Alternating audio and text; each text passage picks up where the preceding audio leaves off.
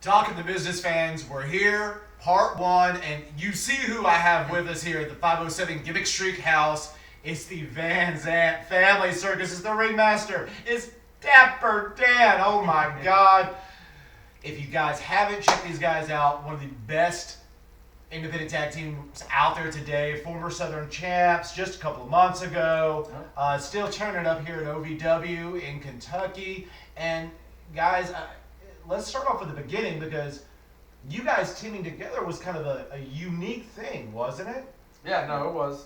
I was mainly an independent, like single wrestler once I started, and that was kind of how I was. And then he was tagging up with different people throughout the company. Kind of just floating around from this random fill-in spot to that random fill-in spot, and getting glimpses of maybe more time here and there, but not really ever having something to grasp onto and develop with. And then sure enough, Chris started doing his own thing with these round peg shows, and he's a madman when it comes to creative ideas. And, not Silvio. No. And he saw the Dapper Dan character and wanted to keep that base, but add a little bit of background to it. A little bit of a different chapter. And I remember helping him set the show and stuff, and he just this idea was pitched, and so you were saying that the family circus is a Chris Silvio idea? Yeah. Yep. Chris, I know you're out there in England. I know you're watching this show, by the way, buddy. Miss you, come back soon. What were you thinking? This is crazy. So when he pitches this idea to you, I mean, what's the initial reaction? Well, Chris came up to me a lot of times, and he would be like, Dapper Dan needs a last name, Dapper Dan needs a last name. And honestly, I think he came up with the last name, and then everything else came after him. Yeah. Oh, okay. He came up to me probably, 2 days before the first round peg show. Yeah. He said, I want you to do this thing for Dapper and introduce him. And at the time, my skills as far as speaking in front of people were not, as far as that audience and that setting, were not that great. So I was kind of nervous about it, but I was like, let me just try this, let me just do it. And then, we went out there and there was some magic to what we did that night. And then we went back to OVW and things were not matching the same way just yet. And a few months later, finally that idea from Round Peg is what we were doing on OVW TV, and it just kind of, from there, became a snowball. Well, it did, and the reaction of the crowd week after week, and you say that you were getting used to talking, but that you're the vocal point of the group. You come out, come one, come all, and I mean, that's really surprising to hear that you were kind of, at first, that wasn't your thing. The jitters, and now I think I just, we're just back there, and we can just, it goes out there, and it's just. And you guys became friends through this, or were you friends before? We've been roommates for almost over a year now. Yeah, that's kind of how you kind of crossed professionally, was like being roommates. It was kind of like, hey, have him do this thing, and then we just kind of went from there. Yeah, and I'll speak from a personal effect that me going, as I mentioned before, that I had started in Nick's class about 2012, and then I did that and kind of took some time off because I wasn't living in Louisville, I was still living in Indianapolis. Came back down and did Matt's class again because I felt like I needed to start with my basics again and go from there. And Dapper was always one of those guys out of the handful of guys in OVW who really took the new guys under his wing. Gotcha. And I had a lot of my best showings as a young guy in the roster, working Dapper at house shows and different things and stuff. And then that developed from there into a friendship outside the ring, and then here we are. Yeah, most definitely. No, and like I said, I was fortunate enough to actually be there before and then watch it kind of grow and watch the crowd reaction. Yep. It was so different for what OVW was doing at that time. Now, we're sitting here, we're going, okay, well, the product right now is definitely more advanced than it was, let's say, 2 years ago. But when you guys really debuted, it was very family friendly.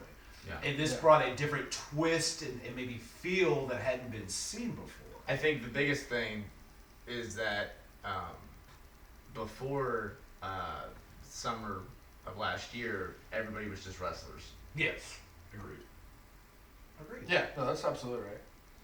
And the thing is, even with Chris, he created the pageantry of the VanZandt circus, but I don't think he even knew how dark we were going to take it when we got our hands on it and started molding it in our image. No, and I think that's really fair. And like I said, it was almost unexpected. Well, you had success, obviously, being the former TV champion. Right. But watching it kind of manifest itself and grow into this, gosh, I don't even know. You know, you use the word dark and people think Undertaker. Not Undertaker, but it's got a very sci-fi type of feel to it. Is maybe the best way to say. Mm-hmm. And then you throw the chemistry in the ring, and it really goes from there. So, okay, we've gotten that out of the way, and boy, the psychology of tag teams has changed so much over the years. I'm sure you guys both grew up watching and being tag fans and things of the such. But I'm curious, you both started off as singles. So how did that mix when you started tagging, and obviously the psychology changes in the ring? I think for me, I was more than welcome to the idea of teaming with Dapper because, you know, we're in a business where you want to learn from people that are better. And Dapper has been somebody from almost day one that people who just comment that he gets it. He understands that he's a very talented storyteller and an athlete for that matter. And I think me not being a naturally gifted athlete, working with somebody who's very good in that stuff, helped me grow while hiding my flaws, which doesn't always happen in singles matches. You know. Gotcha. And so I think there, you know, while there's sometimes you want to be like, okay, I could do this differently if I was wrestling singles, whether it's get more of this or get more of that in or whatever it may be. Would that benefit me as a younger guy who's gonna make mistakes?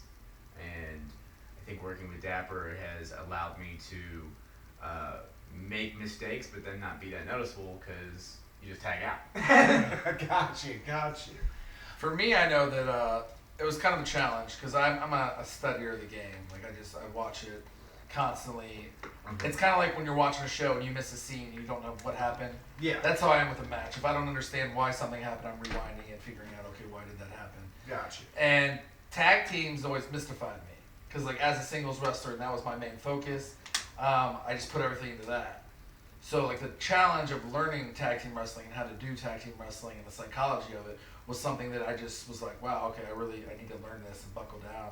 And I think, honestly, that we've not perfected it, but we've definitely increased it and understand it more now than I'd say some of the tag teams that were champions before us. Yeah, I think there's a clear, you watch a VanZandt match now, I think that there's an understanding that we're going to kind of hit all the marks. Whether we have 15 minutes or 6 minutes, we're going to tell the story that what we have with. Even in our singles matches now, we've developed ways to always utilize our teamwork, whether it blows up on our face or it's what we win with. It's always there from the get-go. It's never, if I wrestle singles or he wrestles singles, there's still a very clear presence that we're a team. Yeah. And that actually led to my next question because, you know, again, being one that got to watch you guys evolve and get better, and now that you know that you study the game, so who do you watch? Are you back and do you go back and go, okay, well, Kevin Sullivan and some of his tag matches, or are there teams in particular that you go back and go, wow, I can take this from them, or I can take this from them? I mean, I know for me, I watch a lot of, you know, Arn Anderson, Tully Blanchard. I watch a lot of that, the order stuff that, like, it's more psychological and why they do what they do, and it's more than just the moves, and then we add our own flash and arrogance to that. I watch a lot of Dudley Boys. I like to watch teams that seem like they don't really belong in the scene that they're in, because that's how I feel that we are. That we don't necessarily fit the mold of, like, yeah, we're this great tag team. Look at those guys. Those guys are going to go all the way, because there's a main size difference. Yeah. But the psychology and, you know, the thinking of the match and how to wear people down and do that kind of thing, I like to see people who don't necessarily belong in that division and go from there. And I would think that I'm a little bit younger, about 6 years Dan's junior, so I grew up right in that era of Edge and Christian and the Hardys and the Dudleys. That was right when I was starting to comprehend wrestling, was just, you know, those TLC matches and stuff. And so I've always been a big Hardy Boys fan, Edge and Christian fan. I think that sometimes the amount of, not even just what they did in the ring, but especially with Edge and Christian, what they did out the ring, yes, most definitely, is to, you know, the personality show. I think you said with Dapper and I, when we get a chance to do promos or backstage segments where, you know, we could be these vicious athletes in the ring, but still these very depth comical guys outside of it, where we don't lose that viciousness in the ring. Sometimes I think there's too much of one or the other, And I think the reason the VanZandts have done so well is that you can put us in a comedy role backstage And then still go out in the ring and destroy somebody, and it's believable. And I think sometimes, and that's great because you're talking to an edge head, and like literally, that's one of the things that was best about him is that he could go cut a comedy even as a single, or when he was with Christian. But in the ring, there was nothing comedy about what he was going to do. Right. Exactly. And that was a beautiful thing. You mentioned Telly. Love Telly and Arn, don't get me wrong, but Ole and Arn. Because I love the way they break it down. They would take that body part and they would tell you a story with a body part of how they were going to dismantle you and end this. Yeah. And they would tell it over 15 minutes and you had to love it. Yeah, you know, absolutely love it. Well, let's talk about, we've gotten that. Now, tag wrestling's really evolved over the last 5 years. And you look at it even today, Ring of Honor obviously stacked when you talk about tag team wrestling. The All Night Express, the Bucks, the Addiction, the Briscoes, you can go on and on and on. NXT has a lot of teams coming up. But tag wrestling has also changed a little bit. It's gone to a faster pace. It's gone away from the older style. Yeah. So, like, modern day, what are you guys watching tag? What's really impressing you? I don't get the chance as much as I'd like to keep up with stuff. Sometimes being a fan of the business, and this is the same thing that kind of happened to me when I got into movies and stuff, is I have a hard time watching it because I'm so analytical that I just get frustrated if it's something that I want to do and can't, or something that I don't agree with. And so sometimes I'm just more into just kind of watching the clips of certain teams I hear are good. What are their finishers? What are their moves? What are this? And then Dapper and I apply it that way. I know he's more into watching. He can watch it for hours and hours and hours. And there's times I can do that, and times where I just not that I don't love it, because I absolutely do, and I always want to get better. But there's times where I just can't stand to watch it and not be doing it. Gotcha. And so I watched a lot of Ascension was on there for a while. That was NXT, NXT. Lucha Dragons, but the hard part is that Dapper and I aren't like any other team out there as far as the size difference. So it's really hard to apply that and think that we could do those things, because we play off this mentality of I'm the Rock and he's the Slingshot. Yeah. Got you. I mean, I watch a lot of NXT and I try to combine that with. So NXT, I feel like wrestling now is more athletic. It's more athletic based. It's about making it an athletic contest, outsmarting the other person. It's kind of a newer old, if that makes sense. No, it makes sense. And so what I like to do is I like to take that on NXT and watch what they're going, because if you want to see where the business is going, you look at the top. Yeah. And that's where that is. And NXT is driving their tag team division, has been off the charts for a year and a half. Alpha males, I am such a fan of theirs. Jordan Gable. Yeah. I could watch him chain wrestle for 5 minutes, just do nothing but chain. And just love it. It reminds me so much of the British catch hand style. Oh yeah, absolutely. Love it. So I like to take a lot of that and then mix in with some Attitude Era, just to see the characters and try to combine that, because that's basically our style, is a mixture of the athletic and the showman, because that's what we do. We try to hurt you in a way that looks as pretty as possible. No, and you mentioned the Dudleys, and if you remember them back in the ECW days, they could literally, before the match started, incite a riot. Yeah, absolutely. But when it got to the ring, everything they did looked stiff, strong, punishing, an attitude to it. And then when they had to sell, boy, they were so arms are flinging, facial expressions, And I hate to admit, I can't talk about tag team wrestling. My personal favorite, El Gringo Loco, Art Barr, Eddie Guerrero. Yeah. If you want to learn how to sell like a heel, you take a tape of Art Barr, you stick it in. To me, he was the best there ever was when it comes to selling as a heel. Absolutely loved him. Okay, well, now you've got an amazing role this past year. Gosh, who have you not wrestled? But saying that, has there been a moment this past year that, other than, let's say, winning the Southern Tag Team titles for the first time, maybe a match or something that you guys just really felt like, boy, that was our night? Something that was really, that just kind of stands out? I would think the very first contest that we had with Robbie Walker and Adam Wilde was something, because that was when the moment we were becoming an established team. Beforehand, we did a bunch of different dark matches or house shows where the VanZandts teamed up, but it kind of been Dapper was the guy and I was the guy's guy, you know, the side thing, and that was the first night where we were on the same platform, and you know, it was just odd because we were at the arena practicing tag moves week after week, you know, hoping that we'd be able to show that we could do something like this and get a chance with it, and then we were offered it before we even got a chance to show it, and then we were able to show it that night, that very first night on TV, and get to face the tag team champion at the time, for that matter, for a number one contendership match, and that was, for me, that was a really cool moment because I've always kind of been, I guess, felt really doubted as a wrestler by other wrestlers. You know, Dave's small, Dave's this, Dave's whatever, you know. And that was the night that I felt like, okay, now I'm on all three of these other really gifted athlete levels. Okay. Instead of just being the mic piece because I'm not ready to be in the ring yet. Gotcha. For me, I'd say the epitome was of the past year was definitely the bruises. Just because we weren't supposed to be there. Yeah. We earned our way into it. Yeah. We went out and there was an open spot and we wanted that spot. And we went for that spot and we got it. We may not have been successful at the actual contest, but walking down that aisle and walking down that ramp and just being there, that was the moment. Yeah. You know, we may have not left winners, but we left the championships, and that's all that matters. Yeah. And that was an electric night. Anybody who wasn't absolutely really truly understands the work that went into that particular show. I thought it was tremendous for not only the independent scene, but for OVW and where it wants to go in the future. Yeah. That night said a lot, and for you guys being a new team and stepping in there with, let's be honest, one of the best tag teams in the world today. Yeah. That had to be exciting.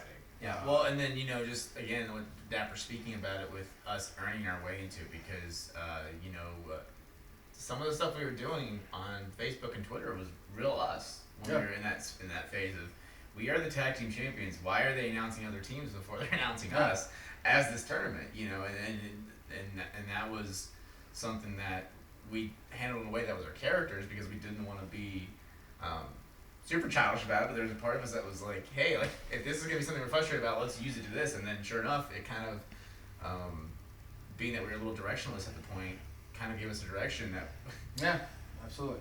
And I will say this, my only regret was that is I would have loved to see you guys in there with Benjamin and Oz. Yeah, no, that would have been phenomenal that night. Yeah. And Sheldon's actually from my home state, South Carolina, in Orangeburg, and talk about just one of the best teams of all time. Yeah, absolutely. Super underrated, I think, and it's really sad because when they're on, that was something else. That was the only disappointment. I mean, like, seriously, that night was so special, but the one disappointment was, man, I wanted to see you guys in the ring with Benjamin and Oz. Yeah, that would have been a real gift. But, yeah, no, I mean, the whole night was a gift, though, regardless. They are, no, yeah, absolutely, and they are the world's greatest tag team. Like, we finished up our match.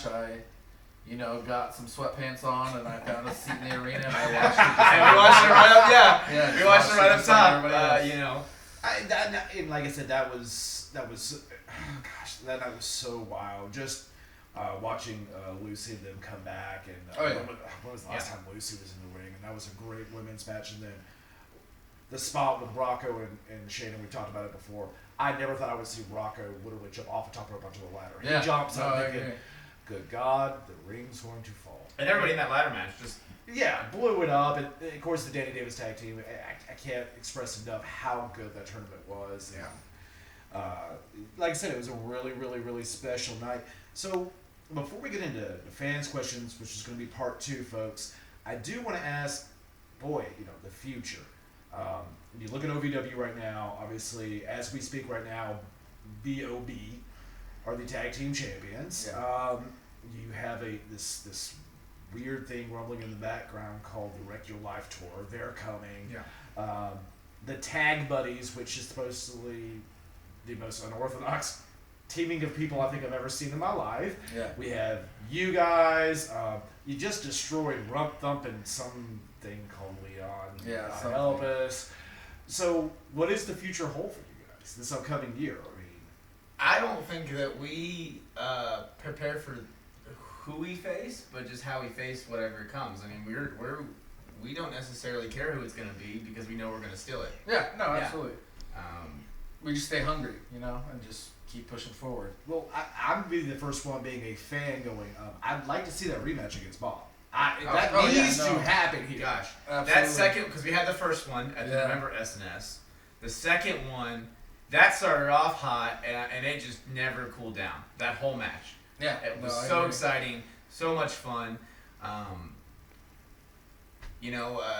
Dapper and I have been just purely lucky and grateful for the fact that the last 5 SNSs, we've been on the card in a prominent role. There's not a lot of guys who can say that in OVW right now. Maybe there's one show they're hot, and the next show they're kind of in a random opener match. And Dapper and I, for the last 5 SNSs, been in something that has meant something. And that night, going out there and hearing the crowd within 30 seconds chant, "This is awesome," and it just never cooled down.